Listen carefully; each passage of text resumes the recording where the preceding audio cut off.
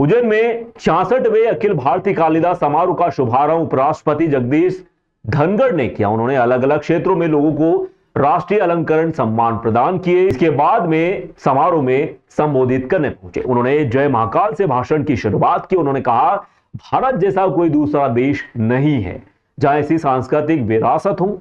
जो देश व समाज अपनी संस्कृति व सांस्कृतिक धरोहर को संभाल कर नहीं रखता, वो ज्यादा दिन नहीं टिकता।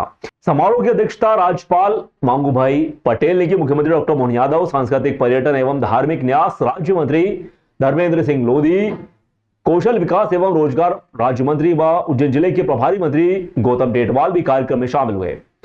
सारस्वत अतिथि राम जन्मभूमि तीर्थ क्षेत्र न्यास अयोध्या के कोषाध्यक्ष स्वामी गोविंद देव गिरी जी महाराज मौजूद रहे। 7 दिन तक चलने वाले समारोह का समापन 18 नवंबर को होगा। इस दौरान सांस्कृतिक कार्यक्रम होंगे। यहाँ राष्ट्रीय स्तर की कालिदास चित्र व मूर्तिकला प्रदर्शनी सुबह 10 बजे से रात 8 बजे तक देख सकते हैं। उपराष्ट्रपति ने कहा, कोई भी देश इस बात पर नहीं चलता कि हम अधिकारों पर जोर दें। हमें अपने दायित्वों से अधिकारों को संतुलित करना होगा। मन को टटोलिए, हम भारत के रहवासी हैं, राष्ट्र को सर्वोपरि रखते हैं। इसमें हर नागरिक को आहुति देनी होती है। आज की सरकार ने लोकसभा व राज्यसभा में 1/3 आरक्षण देकर महिला सशक्तिकरण को दर्शाया है। कालिदास की रचना में भी नारी शक्ति देखने को मिलती है। इन कृतियों में कुटुंब का ध्यान रखने की भी सीख छिपी हुई है। हमें पता होना चाहिए हमारे पड़ोस में और हमारे समाज में कौन है। मां कवि कालिदास की कर्म भूमि में आज इस पावन अवसर के हर पल को मैं जीवन भर यादगार रखूंगा। मेरे लिए ये अविस्मरणीय और सदा स्मरणीय गौरव का पल रहेगा। ये वही धरा है जहां सांदीपनी आश्रम में भगवान श्री कृष्ण ने अपनी शिक्षा दीक्षा ग्रहण की थी। कवि कालिदास को आकर यहां ज्ञान की प्राप्ति हुई और भर्तृहरि को ज्ञान का प्रकाश मिला। चक्रवर्ती सम्राट विक्रमादित्य के शासन काल में उज्जैन ने दुनिया में न्याय, वैभवशाली संस्कृति, परंपरा और व्यापारिक गतिविधियों के लिए प्रसिद्धि का स्थान प्राप्त किया। सम्राट विक्रमादित्य की इस नगरी में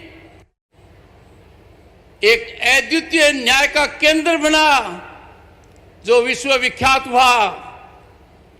उसी काल में कवि रत्न थे कालिदास जी। वे कवि कुलगुरु थे, यानी समग्र कवि समुदाय के वो गुरु थे, कुलगुरु। अद्यापि तत्तुल्य कवेर अभावात् अनामिका सार्थवती बभूव।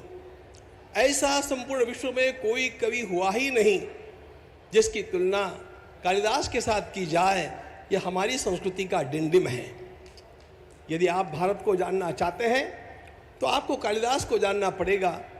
यह अत्यंत आवश्यक बात है।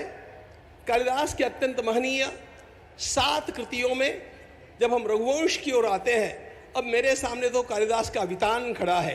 महाकाल की धरती, सम्राट विक्रमादित्य की नगरी, हर काल हर युग में जिसका सदैव अस्तित्व रहा, ऐसी पवन पवित्र अवंतिका नगरी में हमारे भारत सरकार के यशस्वी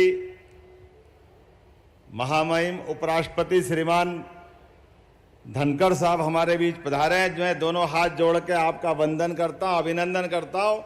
हमारे इस धरा पर